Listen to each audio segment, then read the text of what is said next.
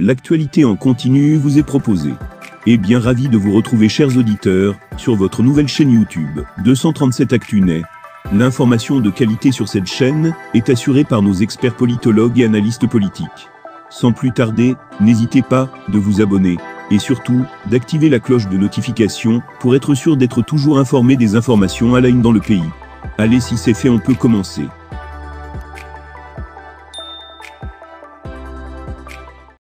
Après l'interdiction de l'Assemblée générale extraordinaire annoncée par certains présidents, le 1er juin dernier à Douala, une rencontre est programmée pour le 15 juin prochain par l'exécutif de l'Association des clubs d'élite. Convoqué le 1er juin dernier à Douala par 27 des 35 présidents, qui constituent l'Association des clubs d'élite du Cameroun, ASEC, l'Assemblée générale extraordinaire, ne s'est pas tenue le jour dit.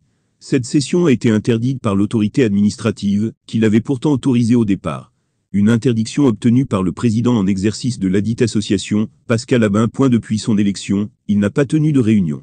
Après les relances verbales sans suite, nous lui avons adressé une correspondance lui disant que nous voulons qu'une assemblée générale extraordinaire se tienne. Nous avons choisi le lieu, le jour, l'heure et demandé l'accord de l'autorité administrative compétente. Tout cela pour lui faciliter la tâche, a expliqué Adolphe Nsuk, le président de l'Aigle Royal du Mungo, membre de l'Assemblée générale.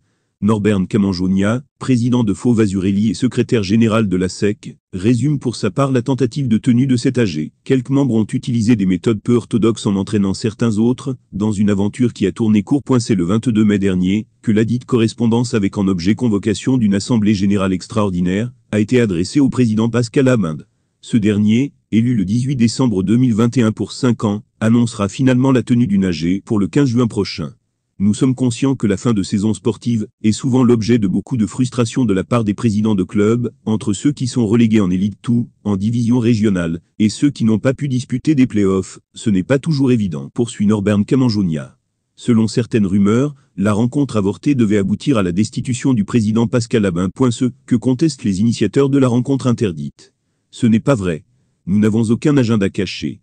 Et il n'y a aucune chasse aux sorcières, poursuit le président Adolphe Nsuk. À la question de savoir s'ils seront présents au rendez-vous du 15 juin 2023, rien ne filtre. On apprend juste que les résolutions prises par les 27 présidents après l'interdiction de rencontre du 1er juin feront l'objet d'une communication ultérieure. En effet, les présidents se plaignent de l'aphonie prolongée de leur association sur plusieurs questions. Il s'agit notamment de la gestion de la participation des présidents de clubs à la Coupe du Monde au Qatar, du manque de considération dont ils s'estiment victimes, sans oublier la recrudescence de la violence dans les stades. À côté de ces situations qui perdurent, il y a également les dernières actualités, avec la relégation de 2 divisions de Stade de Berthois, la suspension d'AS Lausanne, ou encore des sanctions prises contre les présidents d'Hommes et de Bafur Angers, qui ont écopé de 5 ans de suspension.